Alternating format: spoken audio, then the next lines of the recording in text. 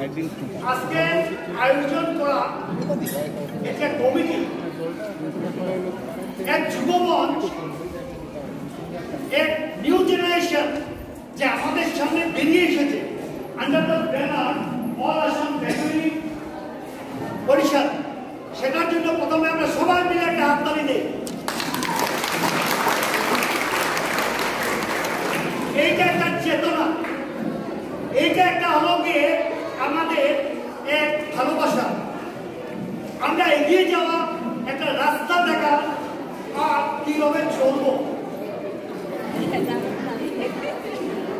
Remember students, one day if you study any police like maybe Rabindranath Tagore, maybe Swami Vivekananda, maybe Ramakrishna Paramahansa, maybe Bhupen Hazarika, maybe Jyoti Prasad Agarwala, Vishnu. One thing from all you will be finding, love man. এটা সুস্থ সমাজ গড় দিয়াৰ চেষ্টা, মানুহক ভাল পাব লাগে, মানুহক গুণতকৈ বেছি দাম দিব লাগে। এই policy British government started one policy that was called divide and rule. Why divide and rule? Because if we are united, in that case, we will not be ruled by British. That need to be divided. Division need to be based on caste. Division need to be based on community. Division need to be based on language. Division need to be based on regionalism.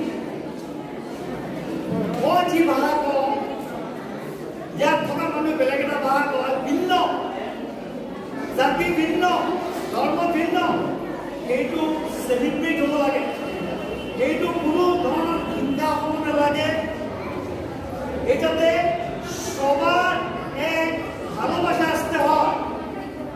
কারণ আমরা মানুষ প্রথমে। আমি দুই তিনটা জিনিস আলোচনা করতে চাই এখানের মধ্যে। তাই প্রথমে বলছি, যত বড় বড় মানুষের আমরা অধ্যয়ন করি, ওরা কিন্তু বারে বারে বলছে মানুষকে ভালোবাসো, মানুষকে সেবা করো। মানুষ সেবা মানে ভগবান সেবা। সমাজ কর দাও, সুস্থ সমাজ কর দাও। এটা একটা ছোট জিনিস হতে পারে, কিন্তু এটাই আমাদেরকে রাস্তা দেখায়। 1905 সনে কথা, যে সময় ব্রিটিশ লর্ড কার্জনের এক হুকুমনামায় বেঙ্গলটাকে ডিভাইড করলো, সেই সময় তীব্র প্রতিবাদ করেছিলেন প্রথম এক ব্যক্তি, উনি বলেন রবীন্দ্রনাথ ঠাকুর, আমাদের গুরুদেব।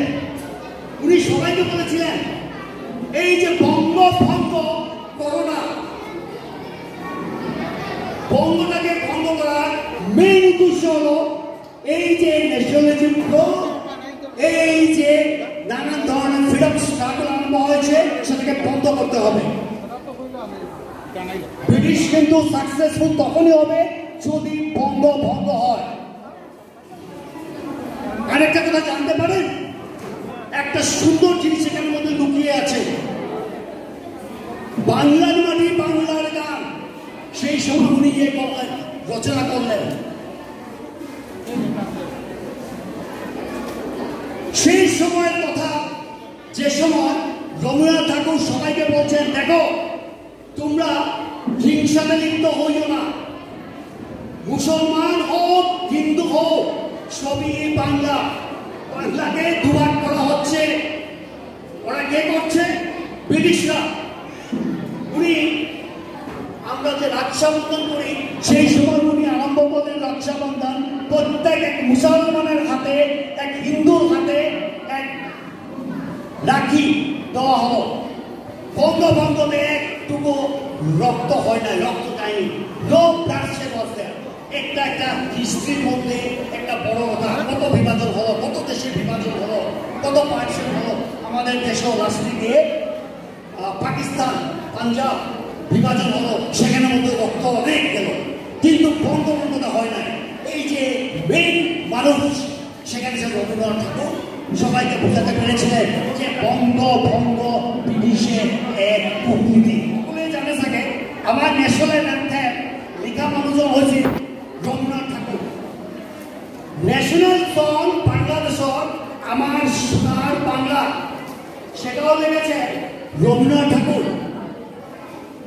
বন্দে মাতরম লিখেছেন বঙ্কিমচন্দ্র চট্টোপাধ্যায়। প্রথম মিউজিকটা উনি দেননি ন্যাশনাল সং হিসাবে হওয়ার পর উনি প্রথম এটা গিয়েছিলেন, রবীন্দ্রনাথ ঠাকুর প্রথম গিয়েছিলেন কিন্তু বন্দে মাতরমটা।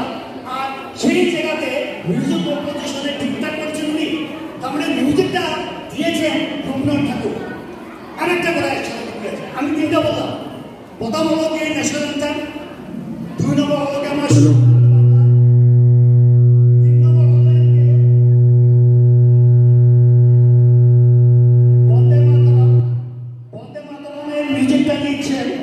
রবীন্দ্রনাথ ঠাকুর। তারপরে আরেকটা কথা, আনন্দ সমরগুল। আনন্দ সমরগুল হলেন যে শ্রীলঙ্কা। উনি 1930 সালে শান্তিনিকেতনে আসেন। পড়ালেখার পর 1938 সনে উনি যে সময় বিদায় নেন, কবিগুরুকে বললেন, কবিগুরু আপনি আমার শ্রীলঙ্কা জন্য লিখে দিন। রম রম শ্রীলঙ্কা লিখলেন। শ্রীলঙ্কার জাতীয় সঙ্গীত লিখেছেন রবীন্দ্রনাথ ঠাকুর। সেটা সিঙ্গালি ভাষায় ট্রান্সলেশন হয়েছে আনন্দ সমরগুল। একজন মানুষ কত এখন আমি ফিরত সকলে আসছি, আলোচনা বেশি সময় নিচ্ছি না। You need to know why Rabindranath Tagore stand as a giant figure in the Indian struggle for freedom. সেই সময় আমাদের দেশ ছিল কলোনিয়াল রূপ, আর রবীন্দ্রনাথ ঠাকুর 30টা দেশে ভ্রমণ করেছিলেন।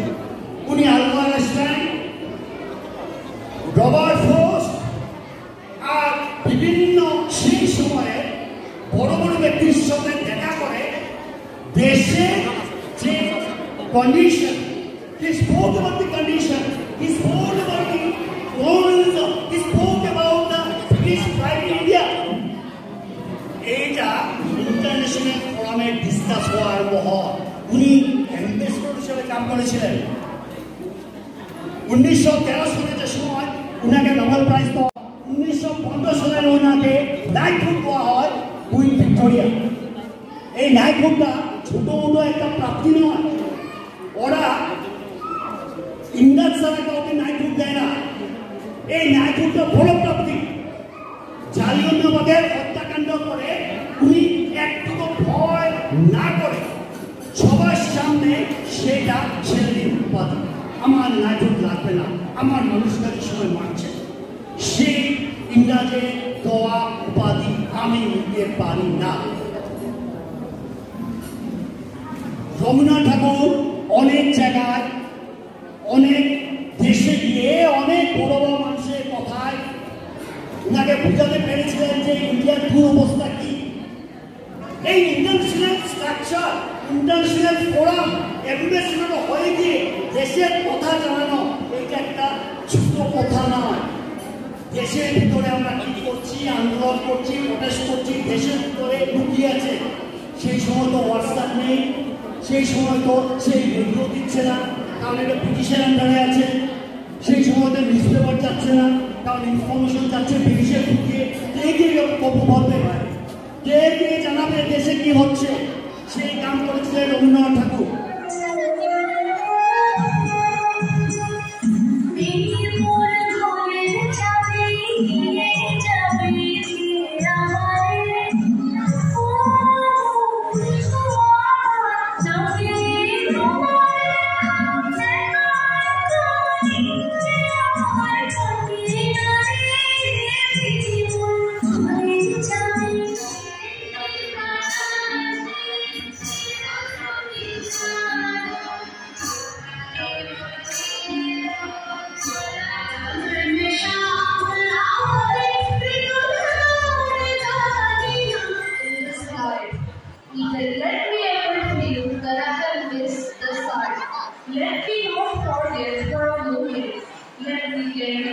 the parents of this sorrow.